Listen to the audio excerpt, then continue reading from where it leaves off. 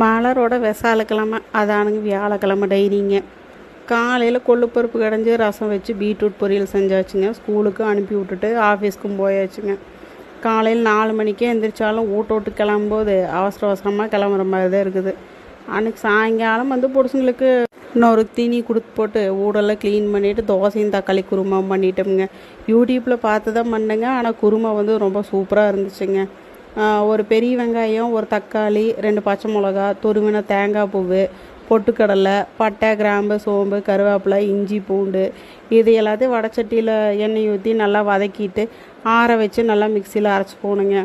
அப்படியே வடச்சட்டியில் கொஞ்சமாக எண்ணெய் ஊற்றி சோம்பு போட்டு தாளித்து ஒரு பெரிய வெங்காயத்தை நீள் வாக்கில் நறுக்கிட்டு கூடவே கருவேப்பிலை போட்டு வதக்கி அரைச்சி மிளகையும் போட்டு கூட கொஞ்சமாக மஞ்சத்தூள், மிளகாத்தூள் சேர்த்து நல்லா பச்சை வாசனை போகிற அளவுக்கு வதக்கிட்டுங்க. கொஞ்சமாக தண்ணி ஊற்றி உங்களுக்கு எவ்வளோ வேணுமோ நீங்கள் அவ்வளோ ஊற்றிக்கோங்க. ஊற்றிட்டு 2 கொதி விட்டு இறக்கி மல்லித்தலை போட்டு இறக்கணும். அப்படின்னா இட்லி, தோசைக்கு கூடவே சப்பாத்திக்கும் தொடுக்கிறதுக்கு நல்லா குருமா ரெடிங்க. நம்ம என்ன தான் உருண்டு விரண்டால் ஒட்டுற மண்ணு தான் ஒட்டு எங்கள் அம்மா அடிக்கடி சொல்லுங்க. அது போல தான் சில உறவுகள் நம்ம என்ன தான் உயிர் கொடுத்து பார்த்துட்டாலே நம்மளை உறவாக நினைக்கிறதே இல்லைங்க. நடைமுறை சொன்னேனுங்க. என்ன நான் சொல்கிறது கரெக்டு தானுங்க. உங்களுக்கு அந்த மாதிரி சில உறவுகள் இருக்குதுன்னு அதை கொஞ்சம் கமெண்ட்டில் சொல்லிட்டு போங்க பார்க்கலாம். அது உண்மையாக பொய்யான்னு.